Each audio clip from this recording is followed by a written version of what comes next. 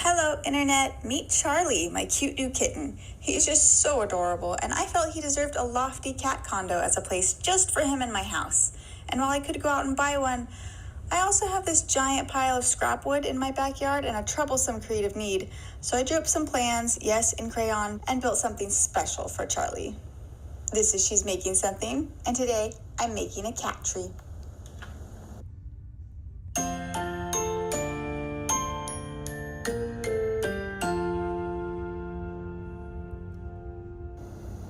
I already mentioned my crayon plans. Don't worry, all the real math was done in pencil. And I cycled through a few designs before settling on one with a cat house on an elevated platform, and then 2 platform retreats on top to help him get up and out of reach of all the tiny hands in my house. My husband is remodeling our bathroom, so I have this giant pile of scrap wood that used to be cabinets that I'm going to use for the structure. But I also splurged and bought a 2-inch by 4-foot dowel for $15 to use as posts. I could have just used boards or 2x4s, but I like the look of the cylindrical posts, so it was worth the money to me. I also grabbed this 6 by 8 foot scrap of durable indoor-outdoor carpet from Home Depot for $20, which will cover most of the structure. It's a nice, low, tight texture, perfect for tiny claws to scratch and climb. And also some natural fiber rope to wrap around some supports as more scratching posts. After Charlie inspected the supplies and deemed them suitable, I got to work.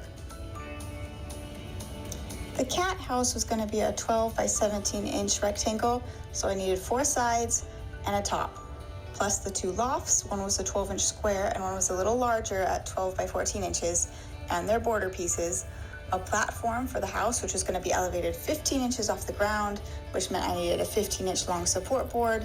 I needed some larger baseboards and a ramp, which I had to pull out some high school math and use the Pythagorean theorem, a squared plus b squared equals c squared, people, to figure out it needed to be 20 inches long. Once I had it all measured out, then I used a circular saw to fill my garage with sawdust, because as the giant list I just rambled off indicated, there were a lot of cuts to make.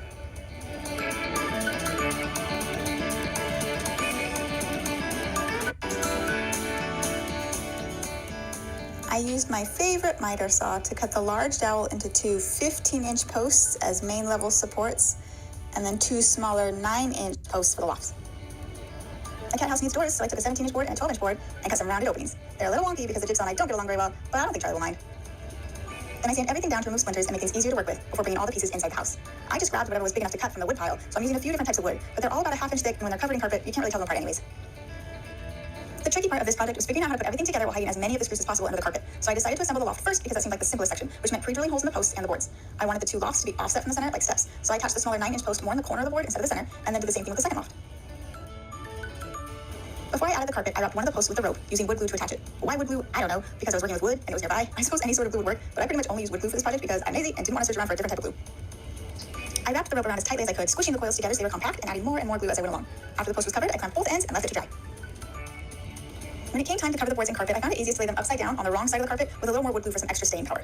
And then I cut out the piece I needed. This worked because the measurements didn't have to be exact, but I did need at least an inch extra on all the sides so it could wrap around the edge of the board.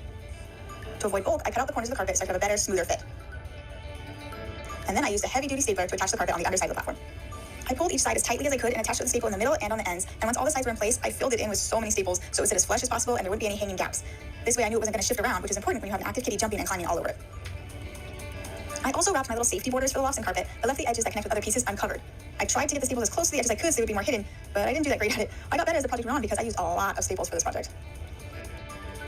I used 2-inch screws to attach these pieces so they couldn't be knocked loose very easily, and since I didn't pre-drill the holes for these ones, one of the screws was a little off center and had to be redone. Thankfully, the carpet hides most of these mistakes. I originally was going to add some border pieces to both the lofts, but when I saw how much space the post took up, I decided to only use the borders on the very top platform, just so he would have a little bit of a corner to curl up in as he rested way up there. Now that both lofts are carpeted and fully assembled, I can attach them together, once again using the pilot holes to help line up the post. My original design meant for these posts to be in line with each other, but because of balance issues, they're a little offset. Hello, Charlie. And speaking of balance issues, I did not want this thing to topple over, so I made sure the base was bigger than any of the platforms and measured 20 by 24 inches. Then to make it nice and heavy to hold everything to the ground, I made it double layered. So I added some wood glue between the 2 pieces and then screwed them together.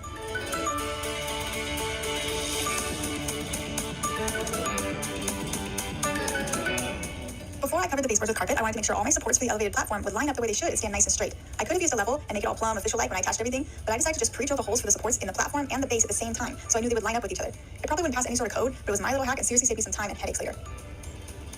Some more carpet and staples, and I have a nice heavy base for my cat tree. We will now enjoy a short break for Charlie cuteness.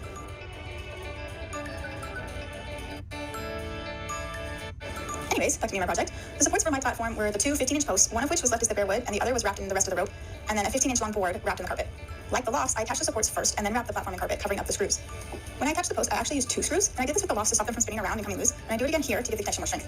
And then I use my pilot holes and the markings to line up the support board. Once those are connected and feeling secure, I cover the whole platform with the carpet.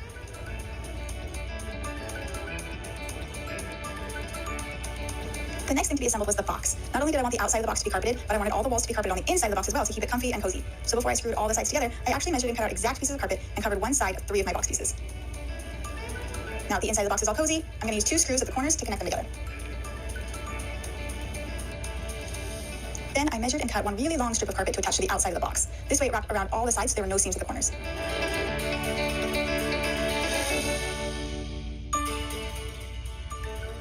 When I cut the archway, I made sure to cut it at different spots than when I cut the inside carpet piece, so that the flaps would overlap at different points, giving full coverage around the arch opening. I left one side of the box, the front of the box, with the wood grain exposed to help break up the monotony of the gray carpet. So before I attached it, I took it outside and gave it a real thorough sanding to make it as smooth and safe as possible. Now my cat tree's looking like an IKEA project and it's almost done. I have my base, the platform, the box, and the lofts. And the bottom of the lofts is actually the top of the box. So now I'm going to attach the box to the platform, and then the platform to the base, and finally the lofts will go on top. Let's do this.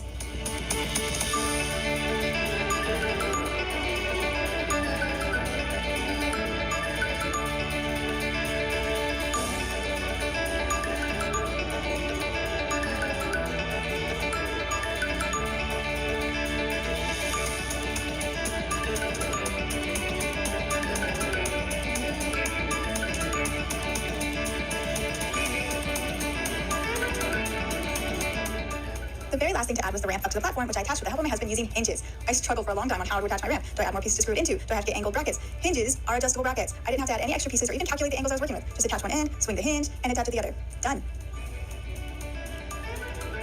Oh, I'm so happy with how it turned out. This finished cat tree is exactly what I wanted for Charlie. It stands at just shy of 4.5 feet tall, a space at the bottom where his basket of toys will go, a cozy place to hide up off the ground, and lots of climbing surfaces to keep him happy and out of trouble. This project was one of my biggest, and if you want to see some other things I've made, go check them out on my channel. This is She's Making Something, and Charlie says, thanks for watching.